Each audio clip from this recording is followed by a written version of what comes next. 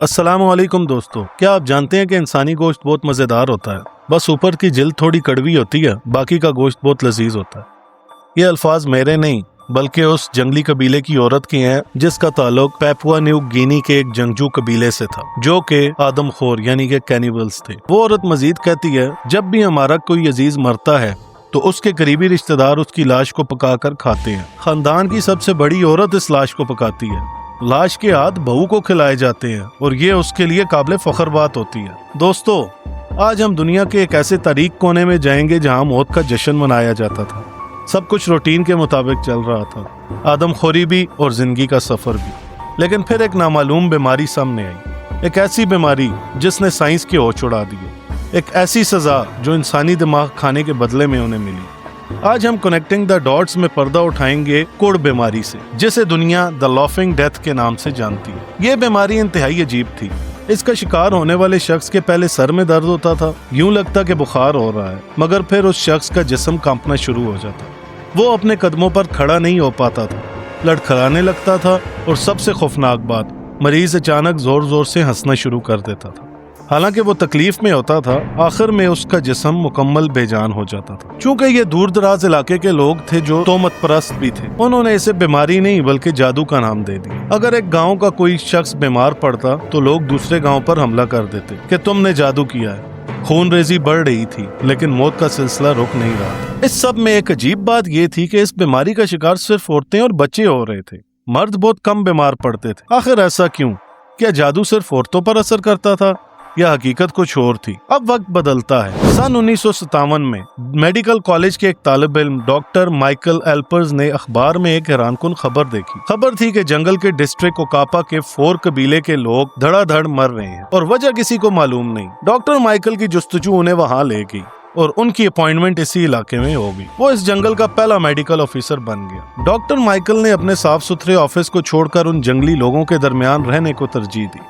वो उनके साथ सोता, उनके साथ खाना खाता ताकि उस कुड़ नामी बीमारी को समझ सके। वहाँ उसने देखा कि मौत का मंजर कितना खौफनाक है। मरीज अपने ही जिस्म का कैदी बन जाता है, लेकिन लाख कोशिशों के बावजूद किसी वायरस या बैक्टीरिया का निशान नहीं मिल रहा था। रिसर्च के दौरान डॉक्टर माइकल को एक हिंट मिला। एक ऐसी बीमारी भेड़ों में भी मिलती थी जिसे स्क्रैपी कहा जाता था। जब उन भेड़ों के दिमाग का तजिया किया गया तो पता चला कि उनके दिमाग में सुराख बन चुके थे। दिमाग किसी स्पॉन्ज की तरह हो गया था। लेकिन सवाल ये था, क्या ये बीमारी भेड़ों से इंसानों में आई और क्या ये एक इंसान से दूसरे में ट्रांसफर होती है? इस सवाल का जवाब लेने के लिए डॉक्टर माइकल को एक टेस्ट केस चाहिए था, यानी एक इंसानी दिमाग का हिस्सा जो इस बीमारी से मरा हो। लेकिन कबीले के लोग लाश को दफनाते नहीं थे, वो तो उसे खा जाते थे। डॉक्टर माइकल को इस मौके के लिए 10 साल इंतजार करना पड़ा। आखिरकार 10 साल के बाद छोटी बच्ची, जिसकी हालत डॉक्टर माइकल कंटिन्यूसली फॉलो कर रहा था, वो मर चुकी थी। डॉक्टर माइकल ने उस बच्ची के दिमाग के टिश्यूज लिए और सीधा न्यूयॉर्क चला। वहाँ लैब में 2 बंदरों का इंतजाम किया गया। उन नामालूम वायरस वाले टिश्यूज को बंदरों के दिमाग में ट्रांसप्लांट कर दिया गया। अब फिर से इंतजार शुरू हुआ। यह इंतजार मजीद 2 साल तक चला। फिर अचानक बंदरों में वही कुड़ की अलामात शुरू हो गई। वो लड़खड़ाने लगे, उनका जिस्म कांपने लगा। अब ये बात कंफर्म हो चुकी थी कि ये कोई जादू नहीं बल्कि एक न्यूरो डिजेनरेटिव बीमारी थी जो एक जिस्म से दूसरे जिस्म में जा सकती थी। इस डिस्कवरी पर माइकल एल्पर्स और उनके साथी कार्लेटन गाइडुसेक को नोबेल प्राइज भी मिला। लेकिन अभी कहानी अधूरी थी। सबसे बड़ा सवाल बाकी था, ये बीमारी सिर्फ औरतों और बच्चों को ही क्यों मार रही थी? डॉक्टर माइकल ने कबीले की रस्मों का गहरा मुताला किया। उसने देखा कि जब आदमखोरी की रस्म होती थी तो मर्द हमेशा बेहतरीन गोश्त यानी कि मसल्स खाते थे, लेकिन औरतों और बच्चों के हिस्से में दिमाग और रीढ़ की हड्डी यानी कि ब्रेन और स्पाइनल कॉर्ड आती थी। ये डॉट कनेक्ट होते ही पूरी दुनिया हिल गई। ये बीमारी दिमाग खाने से फैल रही थी। औरतों और बच्चों ने उस मरीज का दिमाग खाया होता था जो पहले ही कुड़ का शिकार था, इसलिए वो सबसे ज्यादा मर रहे थे। लेकिन दोस्तों, असली ट्विस्ट तो अभी बाकी है।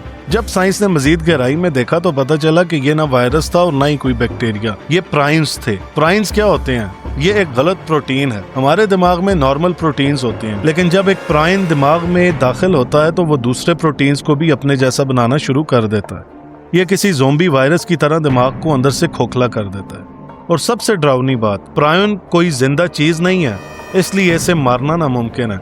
आप गोश्त को जितना मर्जी पका लें, उबाल लें, یہ زہر ختم نہیں ہوتا۔ فور قبیلے کی عورتیں جب دماغ پکا کر کھاتی تھی تو وہ غلط پروٹین ان کے دماغ میں چلا جاتا تھا اور سالوں بعد انہیں موت کے گھاٹ اتار دیتا تھا۔ کڑ کی دریافت نے میڈیکل سائنس کو بدل کر رکھ دیا۔ اس سے ہمیں پتہ چلا کہ میڈ کاؤ ڈیزیز کیسے پھیلتی ہے۔